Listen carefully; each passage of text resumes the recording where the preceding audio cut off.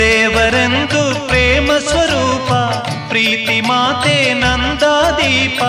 ಅರಿತು ಬಾಳಲು ಜನ್ಮ ಸಾರ್ಥಕ ಮನೆಯ